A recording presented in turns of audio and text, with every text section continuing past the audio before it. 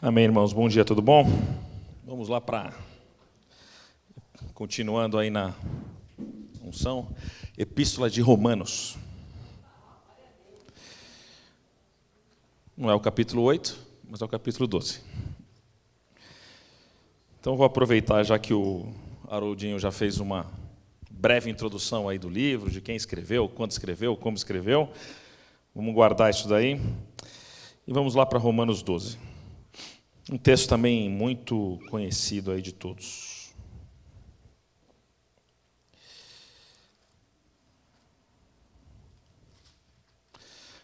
Bom estar aqui de novo. Amém? E aí, Brunão, beleza? O Senhor é bom. Acho que essa palavra que a Leila usou, de confiança, né? Tempo de confiança, a música, o louvor que nós cantamos para o Senhor, é algo que a gente tem que refletir profundamente mesmo, né? Será que a gente está pronto realmente para confiar em Deus? Você está pronto para confiar 100% em Deus? Para você deixar Ele fazer o que Ele quiser com você? Será que você está pronto para confiar, para Deus te mudar para aquilo que Ele quer que você seja? Porque essa posição de confiança é uma posição realmente... No mundo terreno, pelo menos, é uma posição muito difícil, porque você está totalmente vulnerável quando você realmente confia em alguém 100%. Você tem que confiar realmente que a pessoa vai poder ver tudo de você. E mesmo assim ela vai te amar, mesmo assim ela vai continuar andando com você, mesmo assim ela vai estar pronto ali para te ajudar. E essa posição que a gente está com Deus, né? Quantas vezes a gente já não foi, e pelo menos eu posso falar por mim, quando a gente é pego no pulo fazendo alguma coisa, seja na nossa vida, tenho certeza que todo mundo já deve ter passado por uma experiência dessa. Algo que você não queria que alguém soubesse, algo que você não queria que alguém visse você fazendo, de repente tem alguém ali olhando, né? Você está numa posição totalmente vulnerável ali. Falou, poxa, ela me viu fazendo alguma coisa que eu não queria, ele me viu, meu pai, minha mãe, né? Com criança acontece toda hora, né? Mas Deus, querendo ou não, Ele já vê tudo. E a gente tem que ter realmente essa confiança de deixar Ele agir na nossa vida. De deixar Ele colocar cada um de nós no lugar que Ele tem para nós. E isso, dia a dia, né, no nosso caminhar com Cristo, a gente vai chegar nesse caminho. Mas a gente tem que estar pronto, falar, Deus, vem. Mas vem sem massagem, vem com tudo. Olha o lado mais escuro que eu tenho na minha vida. O mais claro, o mais escuro, o pior, o melhor. E faz com isso o que você quiser. Porque eu sou teu. E se eu sou teu, significa que você tem propriedade sobre mim. Que você pode fazer o que você quiser. Se você quiser me mandar lá para a China, me manda lá para a China. Se você quiser me deixar aqui, me deixa aqui. Se você quiser que eu mude de profissão, o meu ministério e tal, faz o que você quiser. Se eu estou andando de um jeito que você não quer, me muda para o jeito que você quer. Eu estou aqui, Senhor. Em Romanos, Paulo traz uma palavra muito poderosa. Em Romanos 12. E muitas vezes, eu até me pego às vezes também pensando isso, que tem algumas coisas que às vezes você retém, né? Você fala, está aqui o Senhor, né? Então eu entrego aqui para Deus, né? Essa parte da minha vida, pode pegar. E a gente fica segurando, né? Porque às vezes é alguma coisa muito cara para a gente, às vezes é algo muito difícil de entregar. mas a gente tem que estar pronto para que o Senhor possa nos transformar 100% naquilo que Ele quer. Romanos 12, 1 e 2 diz o seguinte. Amém?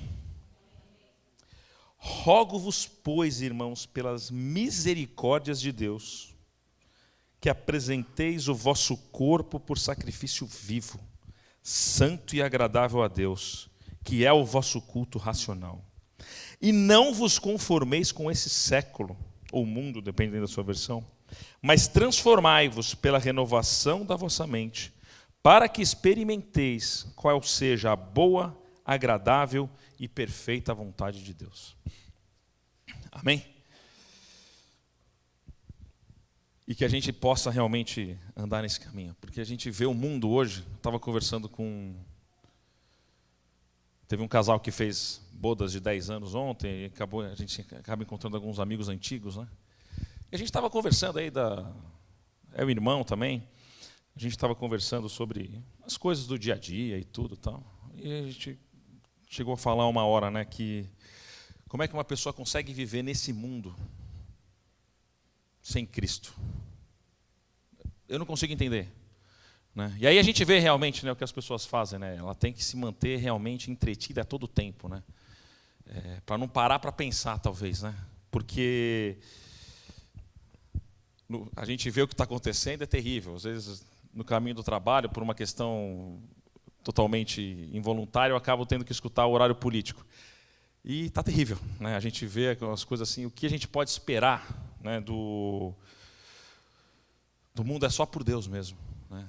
Porque, não obstante a gente viva aqui na terra, que sejam as leis dos céus, que seja a palavra de Deus que nos governe.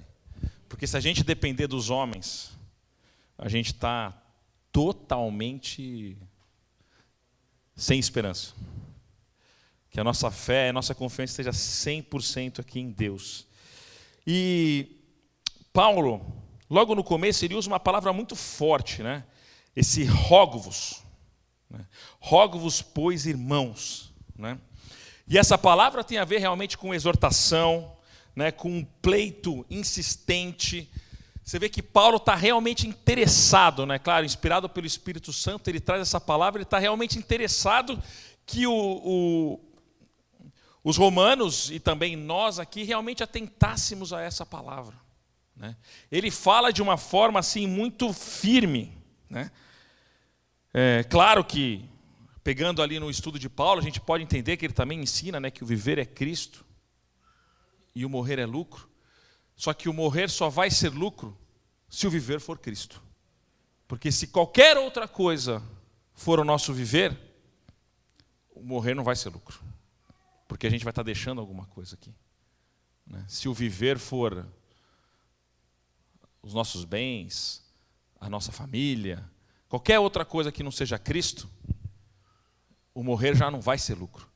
Mas talvez por esse intuito ele realmente está interessado que realmente, né, a gente nos apresentássemos a Deus de uma forma agradável, né, de uma forma perfeita, de uma forma realmente entregue, para que realmente, né, o nosso viver seja Cristo.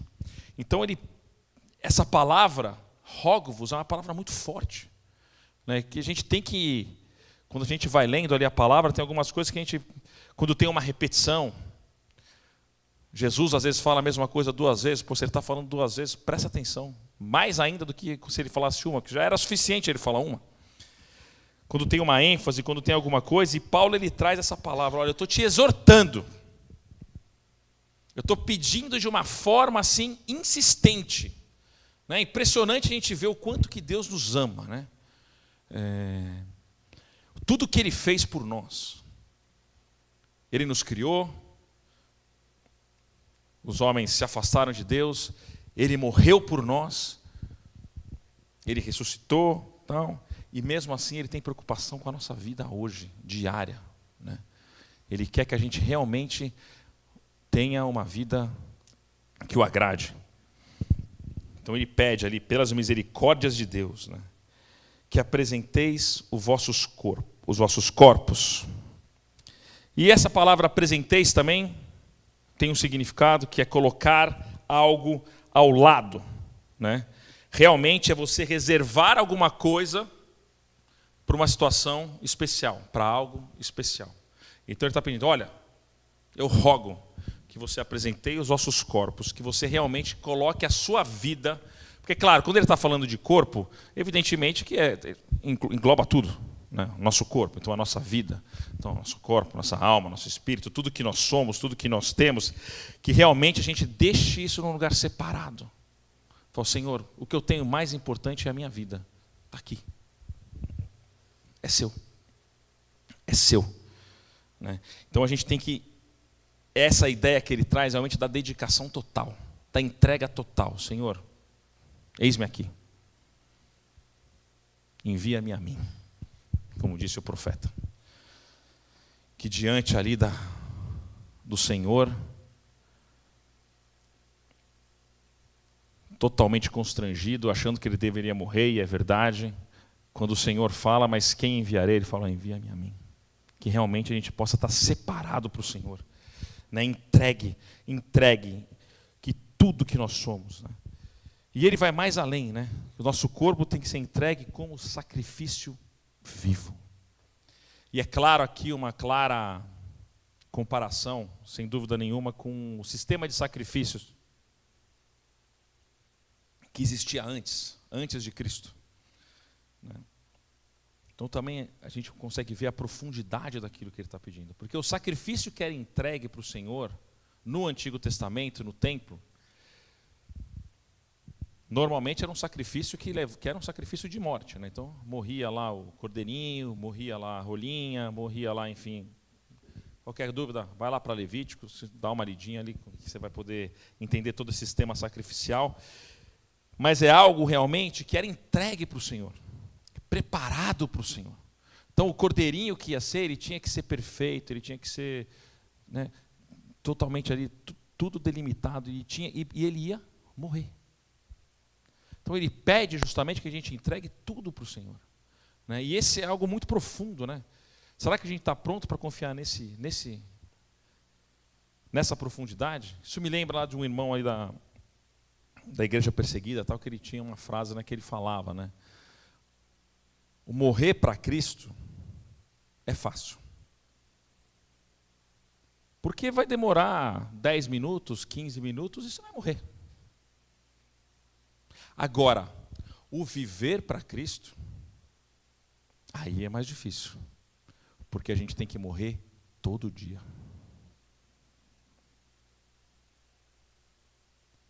Se chegasse num extremo, como a gente vê no passado e tudo, e ainda mais aqui em alguns outros lugares, o pessoal jogando na fogueira, para os leões, né? Se alguém botar uma arma na sua cabeça e você tiver que falar alguma coisa, é em 1 segundo, né? Se chegar nesse ponto, o senhor pode também parar a bala, pode fazer um monte de coisa, não estou falando que vai acontecer, mas faz sentido. Agora, o viver para Cristo, a gente tem que entregar o nosso corpo todo dia, como sacrifício. Está aqui, Senhor. O Renato já não existe mais, mas é você em mim. O Senhor em nós, né? A gente é um sacrifício vivo, né? E os animais ali, quando eles eram diferente, né, do sistema ali do Antigo Testamento, ali era um sacrifício de morte. E nós servimos o Senhor com a nossa vida. Nossa vida é entregue como sacrifício, para que Ele possa fazer aquilo que Ele queira. É um pouquinho diferente. Faz sentido, porque, como o Willy falou no começo, de confiar, da graça e tal, Jesus ele já morreu, e Ele já ressuscitou. Então ninguém mais vai morrer para que a gente possa ser salvo, porque Ele já cumpriu. Essa parte do sacrifício já cumpriu. Realmente a gente está agora na era da graça. O preço já foi pago. Aquilo que o Willy ministrou é realmente muito importante, né? Que a gente possa viver realmente nessa época. É diferente. A gente foi caminhando. Deus colocou a gente num patamar mais excelente. Porém, como ele falou também, não significa que a gente pode fazer o que quiser. Paulo menos exorta. Quer dizer que agora que eu sou perdoado, então eu posso pecar? Pelo contrário. Se alguém tem essa visão, realmente não entendeu nada. Porque a graça, apesar de ser muito mais agradável, a responsabilidade é muito maior do que a lei. É muito maior. E que a gente possa então realmente estar entregue para o Senhor, né?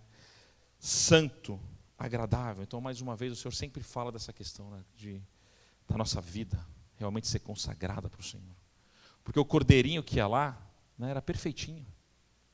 Que a gente possa também estar nesse caminhar, preparando, né, a cada dia, né, tirando todas as impurezas, tirando tudo que pode nos separar do Senhor, que a gente possa ser um sacrifício santo e agradável a Deus. E aqui ele usa um termo que às vezes para algumas pessoas pode ser um pouco estranho, que é o culto racional. Né? Se você for pegar em algumas versões em inglês, aparece até espiritual. Né? Em outras não, mas sacrifício santo e agradável a Deus, que é o vosso culto racional. Isso não tem nada a ver com aquilo que a gente pode pensar em termos da razão, né, no sentido ruim da palavra. Pelo contrário. O que significa esse culto racional? É aquele culto com entendimento. Por que nós adoramos o Senhor? Vamos dar um exemplo aqui. Algo que o Willy também falou aqui, não sei se vocês perceberam, eu não estou adorando porque eu sinto. Não vou cantar porque eu sinto. Por que nós adoramos o Senhor? Claro que a adoração do Senhor é algo agradável, é algo que traz alegria, a gente ri, a gente chora, a gente pula, a gente tem momentos ali de entrega, mas o principal fator por que nós adoramos a Deus é porque Ele é digno de receber adoração e ponto. A gente pode chegar aqui, ou na nossa casa, ou no carro, em qualquer lugar. A gente pode estar passando um momento muito difícil na nossa vida. Talvez a gente está passando por uma provação muito grande, por uma luta muito grande, mas mesmo assim, a gente tem que ser capaz de falar, não, Senhor, eu vou te adorar, porque o Senhor é digno. E eu tenho esse entendimento. Então não importa que por acaso estou passando por uma momentânea tribulação, o Senhor continua sendo digno de receber toda a adoração. Não importa que eu estou lutando contra a minha vida, o Senhor continua sendo digno de louvor. A gente escutou o testemunho do Caio aqui que ele falou. Eu nunca conversei com ele, mas eu tenho certeza que talvez nesse momento ele deve ter tido os melhores momentos com Deus. Foi ou não foi? Porque ele é digno. E ponto. Nós adoramos a Deus porque Ele é digno para receber. A gente pode chegar aqui estourado e falar, Senhor, o Senhor continua sendo Senhor, Jesus continua sendo Jesus, a palavra de Deus continua sendo Jesus, a verdade continua sendo verdade, então eu vou me entregar, Senhor, e eu vou confiar no Senhor, porque o Senhor sabe o que está acontecendo comigo. O Senhor sabe. Então esse culto racional, que a gente pode pensar, poxa, mas razão, né? Não é aquela razão ali que a gente pode pensar, da lógica, da matemática, claro que tem tudo a ver, está tudo misturado ali, mas essa questão do entendimento mesmo. Eu confio no Senhor, independente das circunstâncias. Eu confio no Senhor, independente do que Ele fará ou não fará por mim. Eu confio no Senhor porque Ele é soberano e eu sei que o que Ele tem para mim é melhor do que eu posso imaginar para mim. Então não tem outra alternativa. Falou, Senhor, está aqui. Se aprove ao Senhor que eu passasse por essa luta, então que eu passe com essa luta com o Senhor. Então eu vou confiar no Senhor. E eu vou te louvar durante a tribulação. E depois da tribulação. E na vitória tal.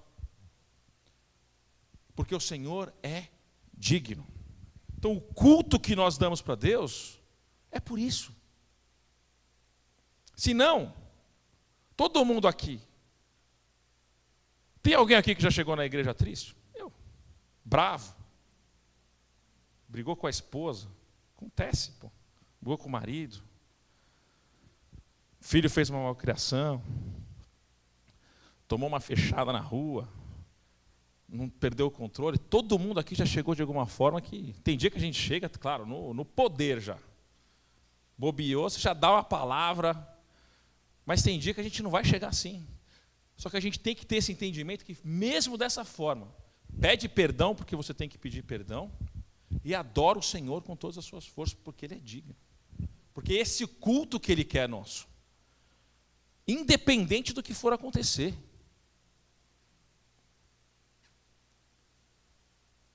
Confiar quando está tudo bem. Copiar de novo aí. É fácil. Acabou de acontecer uma coisa na sua vida, se você vai louvar, talvez seja mais fácil. Agora, na hora da tribulação, a verdade é a mesma. Como Paulo nos ensinou, né? Na fartura, na falta, tudo eu posso naquele que me fortalece. Então esse culto racional é algo que a gente tem que ter assim, dentro do nosso... Não, Senhor, eu estou aqui para te louvar, minha vida é sua, não importa. Não importa o que aconteça. Eu confio no Senhor. Amém? E Ele sabe o amanhã, né? Às vezes a gente fica tão preocupado, né? Mas Ele sabe o amanhã. Que a gente possa entregar isso para Deus.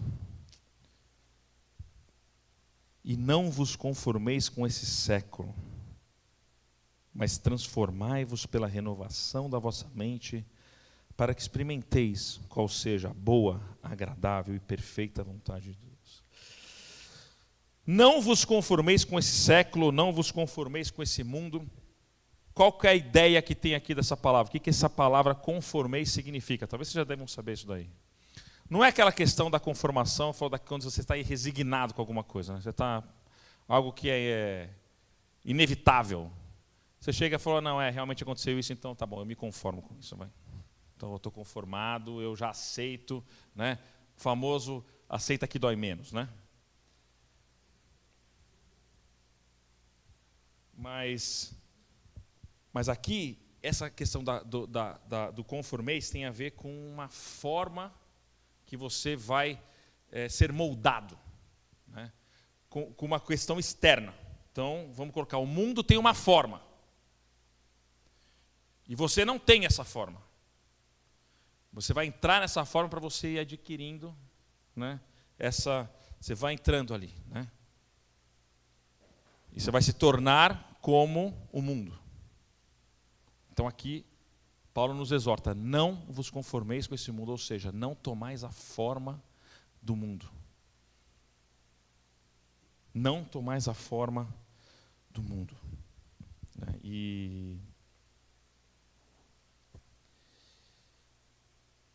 isso é algo que a gente tem que ter cuidado. Porque talvez um dos maiores desafios que nós temos na nossa vida cristã é o nosso dia a dia, é a nossa realidade que a gente vê. É a gente começar, né, a não se atentar. E de repente você começa a dar uma moldadinha aqui, dá uma moldadinha ali, aí você vai dando aquela, né?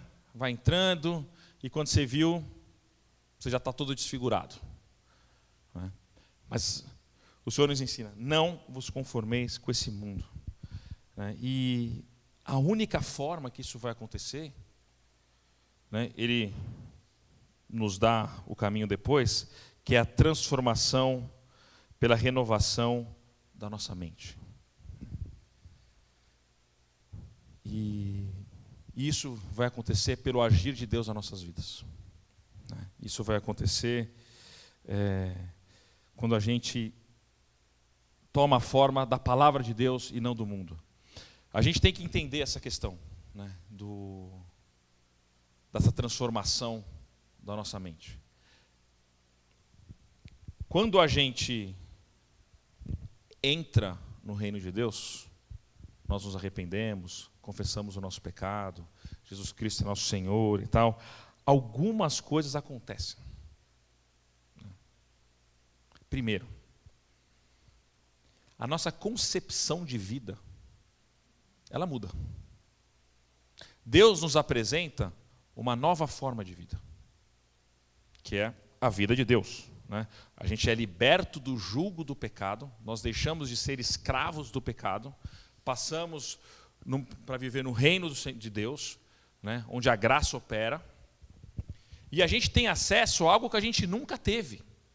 A gente tem acesso ali a Deus, a gente tem acesso à comunhão do Senhor, a gente tem acesso ao Espírito Santo, a gente tem acesso de uma forma muito mais profunda com a palavra de Deus, porque tem muitos incrédulos que também leem a palavra, mas sem o entendimento do Espírito Santo, né?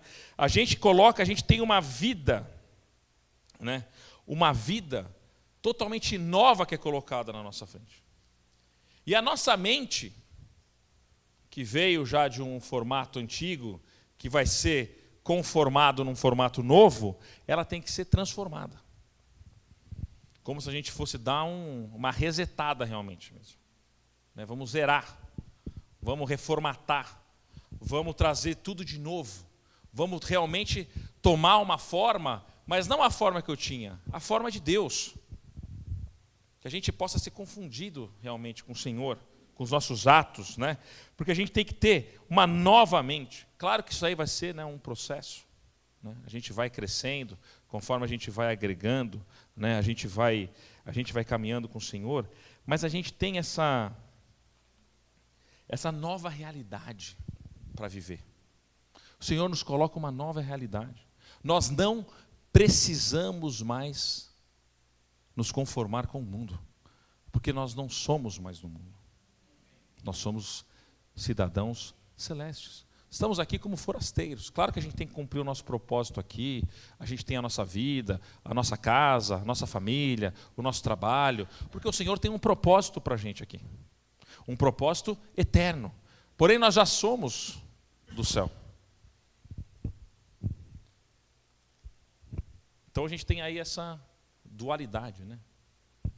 Mas que a gente realmente possa trazer o céu para a terra. E que a nossa vida seja por princípios celestiais e não terrenos. Porque mais importante é obedecer a Deus. Um exemplo claro, se tiver uma lei proibindo adorar a Jesus Cristo, proibindo o culto, como existe em alguns países, a gente vai ter que desobedecer. Alguém tem dúvida disso? Não, mas é a lei e tal. Não estou pregando aqui a desobediência civil, mas importa mais obedecer a Deus do que aos homens. Amém? Quando os apóstolos foram admoestados a não pregar, então eles foram presos, eles foram soltos, apanharam um pouquinho e falaram, olha, não fala mais desse nome. E qual foi a resposta dele? Eles não cessaram de pregar o nome de Jesus. Não importou ali a ordem, porque importa mais obedecer a Deus do que obedecer a homens. Então a gente tem essa é a nossa realidade. A lei que nos governa, as leis são as leis celestiais. É a palavra de Deus. Uma outra coisa que acontece, além dessa nova realidade que nós temos para nos conformar, tomar a forma, conforme a gente vai caminhando com o Senhor nesse processo de santificação, não só a gente deixa de fazer algumas coisas, como o Senhor também agrega em nós princípios divinos. Então, não só a gente deixa de fazer alguma coisa, mas o Senhor vai nos enchendo daquilo que é dele. Da justiça, do amor, da bondade, da paciência e todo o fruto do Espírito ali, a gente pode pensar, ele vai, né, a gente vai adquirindo todas essas virtudes espirituais. E é uma obra dele, evidentemente. Ele tira alguma coisa da nossa vida, mas ele preenche isso com virtudes. Então, a tendência é que conforme a gente vai caminhando, a transformação da nossa mente fique mais fácil. Porque a gente vai tendo já virtudes adquiridas em nós. E evidentemente, né, tudo isso depende do Espírito Santo. Né? A gente não pode nunca esquecer que a gente está lidando também com o sobrenatural. O sobrenatural, na verdade, tem que ser tão natural quanto natural. Porque existe o cristianismo, a gente não pode esquecer isso daí. A gente não vai ser só aqui no dia a dia. Tem coisas, né, eu vou usar uma palavra aqui que talvez, mas entenda o que eu quero dizer. Tem coisas de Deus que são místicas, que estão além do nosso entendimento. São coisas absurdas que acontecem. Absurdas. O senhor pode, em qualquer momento aqui, levantar uma pessoa e falar uma coisa para mim, para qualquer outro, que fala, olha, foi Deus que te revelou isso. Quantas coisas, quantas coincidências não acontecem? A gente nunca pode tirar esse lado, né, do poder do Espírito Santo em nós. Né? Eu, por exemplo, eu particularmente, Deus nunca me deu o dom da visão. Alguém aqui já tem o dom da visão? Já viu alguma coisa? Viu um anjo? Eu imagino que seja alguma coisa impressionante. Acho que quando você tem uma visão dessa, né, viu o anjo, viu o demônio, enfim, viu o que Deus abriu, você tem uma questão do mundo espiritual, que às vezes a gente não vê, mas está tudo acontecendo aqui. Meu. Tem anjo aqui, tem o Espírito Santo aqui. E é esse poder na nossa vida que vai catalisar toda essa transformação. Que a gente busque incessantemente ter essas experiências. Deus ele vai permitir, né? Ele vai liberar, os dons são deles, ele pode dar para quem ele quiser, a hora que ele quiser. Deus pode levantar alguém agora aqui e a pessoa vir pegar o microfone porque tem uma palavra de Deus, ela vai dar essa palavra de Deus e ela pode mudar realidades, pode mudar histórias, pode mudar nações. Porque a gente tem esse lado da palavra de Deus, que é tremendo. E muitas vezes, isso aí é algo que a gente já conversou, pelo menos eu lembro de ter conversado com o Brunão, pelo menos já no passado, né? Que às vezes a igreja abre mão do sobrenatural. Porque quando às vezes acontece alguma coisa, a pessoa fala, mas o que é isso? É mágica? Não, não é mágica não, é Espírito Santo. Então, muitas vezes, as pessoas estão mais prontas para escutar do sobrenatural vindo de algo demoníaco do que de Deus. Quando o sobrenatural pertence a Deus. A gente tem que andar nesse sobrenatural. Que a gente tenha todos os dons realmente, que tenha a palavra de sabedoria, que tenha a profecia, que tenha a cura. Isso é algo que tem que estar intrínseco a gente. Realmente essa comunhão com o Espírito Santo, para a gente poder viver. Se o Espírito Santo mandar falar, fala, vai, não faz, vai para a direita, vai para a esquerda, porque tudo isso vai depender de quanto a gente deixar o Espírito Santo agir em nós. Porque nós não temos o poder de transformar a nossa mente, mas o Espírito Santo em nós, Deus em nós, Ele vai transformar a nossa mente. E realmente, né, a gente tem que estar com essa porta aberta. Porque maior é o que está em nós do que o que está no mundo. Então, se realmente a gente andar, a gente vai ver coisa impressionante. Impressionante. Na nossa vida, como a gente vai abençoar outras pessoas, tal. E isso a gente vai crescendo. Né? A gente tem que realmente, né, ser transformados. Porque a luz da palavra, né, se com uma fezinha do tamanho de um grão de mostarda, a gente pode falar para um monte, sai daqui e vai para lá, um grãozinho de mostarda, de semente de mostarda, um grãozinho. Imagina se a gente tivesse 2, 3, 4, 5. Já pega a planta inteira já. O que a gente não poderia fazer? Talvez em que nível que a gente não esteja, porque muitas vezes a gente vai na nossa força. E se liga muito ali naquilo que o William falou, da gente viver ainda, né, na questão da lei. Né? Que é da gente querer talvez fazer pela nossa força, porque eu vou lutar. E claro que a gente tem que se esmerar realmente, a gente tem que esmurrar o nosso corpo, mas a gente tem que ter certeza que a obra final é do Senhor. A gente tem que entregar para Ele. Ele vai nos levar, Ele vai nos guiar. E o resultado disso é a gente experimentar a boa, perfeita e agradável vontade de Deus. E a ideia aqui de experimentar está realmente no provar.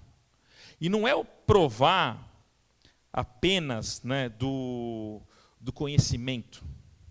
Você saber qual é a vontade de Deus. Não, mas é nós vivermos a vontade de Deus. Esse provar é nesse sentido, né, de realmente a gente andar no curso que Deus tem para nós. Não só a gente saber que existe a vontade de Deus, não só a gente pedir a vontade de Deus, mas realmente a gente experimentar, a gente viver a vontade de Deus, no nosso dia a dia, na nossa vida, na nossa conduta, a gente realmente experimentar isso daí.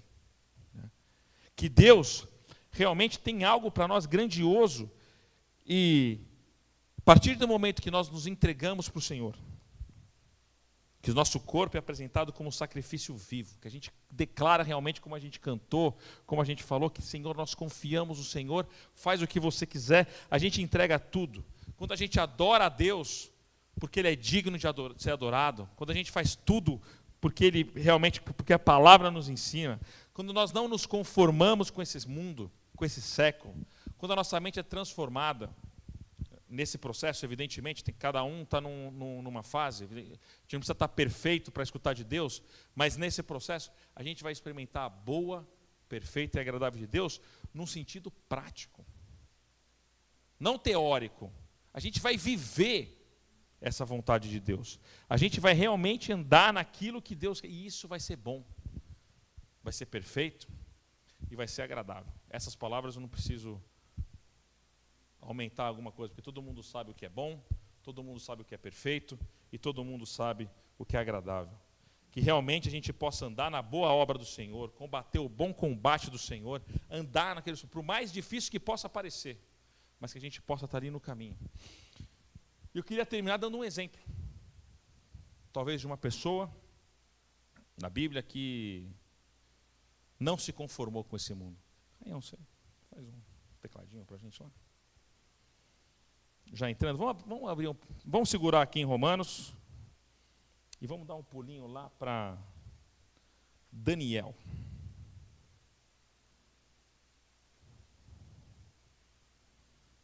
Daniel 6.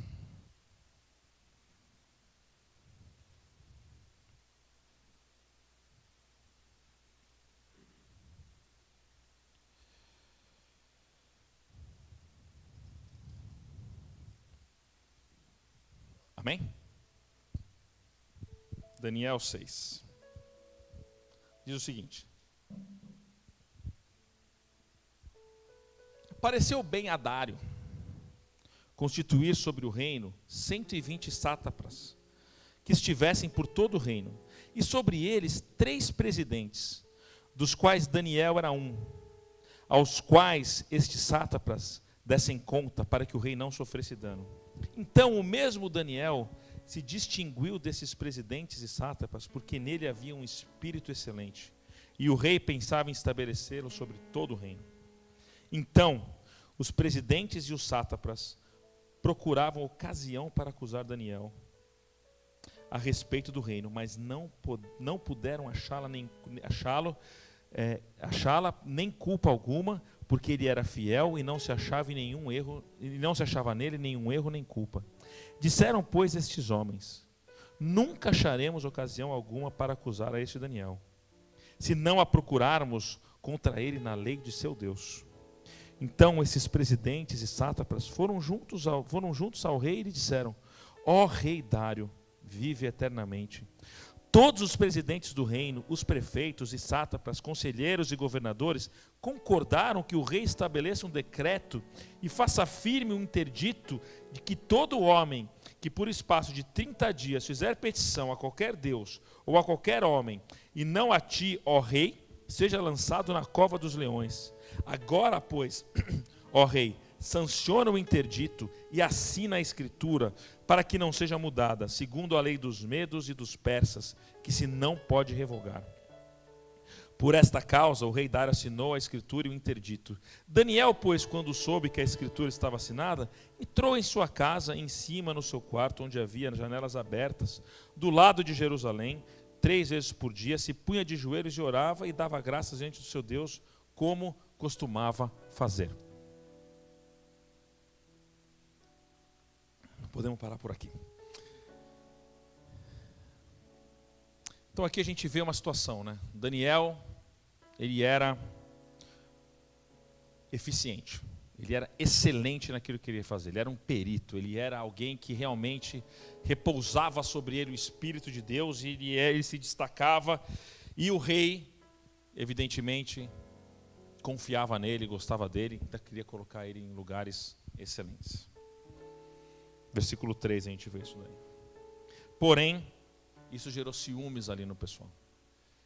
E eles começaram a procurar, vamos pegar esse cara. E eles começaram a ver a vida dele. Só que Daniel, ele era irrepreensível. Não tinha nada contra ele. Nada contra ele. O trabalho dele era perfeito. Ele não era corrupto. Ele era eficiente. Ele devia fazer aquilo como devia gerar lucro, vamos colocar dessa forma, para o reino. O negócio funcionava com ele. E eles falaram, então a gente tem que achar onde? Vamos na lei de Deus dele. Porque, além disso, algo que chama a atenção de Daniel é que ele era tão irrepreensível que ele falou, não tem como a gente pegar ele. Para a gente pegar ele tem que ser alguma coisa contra a lei do Deus dele. Então isso me dá a ideia que, além dele ser tudo isso, ele era uma pessoa que não andava, pelas sombras. Pelo contrário, todo mundo sabia da fé de Daniel. Ele devia verbalizar aqui. Ele vivia como alguém que adorava a Deus. As pessoas sabiam o quão profundo ele levava a isso. E não era, todo mundo sabia. Ele falou, olha, só tem um jeito. Porque a gente tem uma certeza que a gente tem sobre ele. Que ele não vai desobedecer a Deus. Então vamos pegar ele na lei de Deus. Olha que tremendo que era a vida de Daniel. Olha, para ele cair, tem que ser pela adoração do Deus dele. Porque ele jamais vai desobedecer a lei de Deus. Eles sabiam disso. Será que a gente pode falar isso da gente? Será que alguém, olhando para a nossa vida, vai falar, essa pessoa é irrepreensível. Eu não tenho como pegar ela, não tem como. Não vai ter delação premiada, não vai ter nada disso. Porque é perfeito. Então eles criaram um interdito meio absurdo, para pegar ele realmente. Fala, olha, vamos fazer uma lei aqui que ninguém pode adorar a Deus por 30 dias. Depois volta ao normal. Ou seja, qual que era o intuito? Não, vamos pegar Daniel. E eles fizeram reassinar, tal, tinha realmente essa questão da lei ser irrevogável e tal. Então mesmo que o rei, mesmo que Dário gostasse de Daniel, ele não ia poder fazer nada. Porque ele ia estar amarrado sobre a lei dos medos e dos persas. E eles fizeram isso. E Daniel ficou sabendo disso. E qual foi a atitude de Daniel? O que ele fez? Ele não fez nada. Ele não fez nada. Veio a lei ali e ele fez aquilo que ele sempre fez. Ele obedeceu a Deus. Independente do que fosse acontecer. Não é? Ele poderia pensar, não, mas poxa, é o rei, então eu vou obedecer. A autoridade foi colocada por Deus.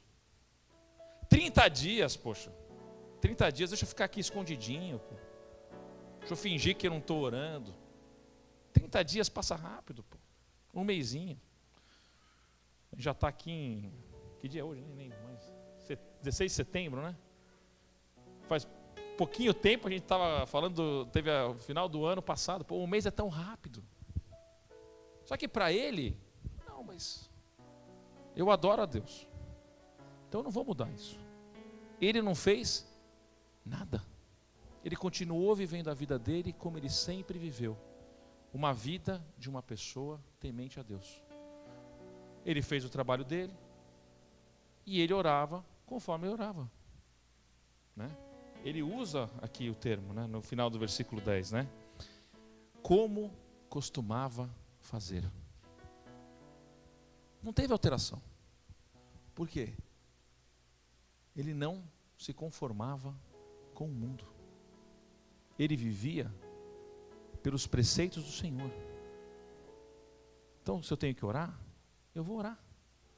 Não importa se o rei falou para eu não orar, que eu não posso orar. E ele sabia o que ia acontecer. A gente sabe da história, Ele foi para a cova dos leões, Os leões com fome. né, o rei estava até ansioso, né, o rei não conseguiu dormir a noite inteira e foi lá, Daniel, né? E aí Daniel fala, não, eu estou aqui. E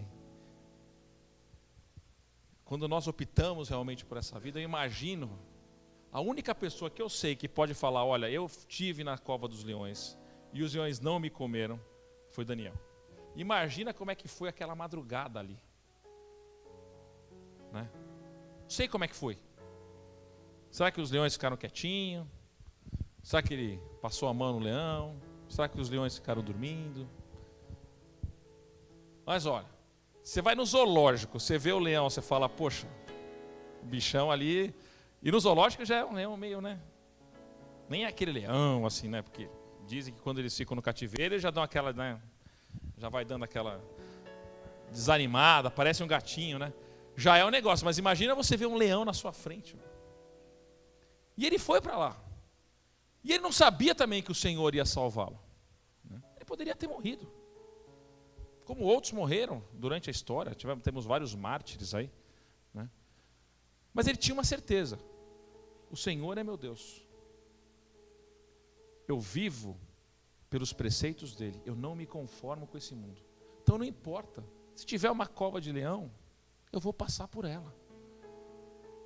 Os amigos dele na fornalha é a mesma coisa, né? Que eles falaram, olha, o Senhor pode me livrar. Vamos lembrar dos 3 que eles falaram. Só que se ele não me livrar, mesmo assim eu não vou me dobrar os meus joelhos para outros deuses. Então não teve segredo para ele, né? Então essa é um exemplo que a gente tem de pessoas aqui, Daniel especificamente, que eles não se conformaram com esse mundo. Não importa o que aconteceu. Ele foi lá. Eu acho interessante isso, ele fez aquilo que ele costumava fazer. A lei, por mais dura que possa ser, não teve absolutamente nenhuma influência na vida de Daniel. Ah, eu não posso adorar, uma pena, mas eu vou adorar. Ah, eu não posso pregar, uma pena, mas eu vou pregar, que nem os apóstolos fizeram. Porque importa mais obedecer a Deus. E se a gente confia no Senhor, ao ponto de entregar realmente a nossa vida, e você pode ter certeza que eu falo isso, eu estou falando para mim também. A gente tem que estar aí nesse ponto mesmo, nesse nível, né, de falar, olha, Senhor, eu sou teu. Se é para eu morrer na boca do leão, te vejo na glória. Se não, eu vou ter um testemunho tão lindo para contar. Eu imagino como é que foi, né?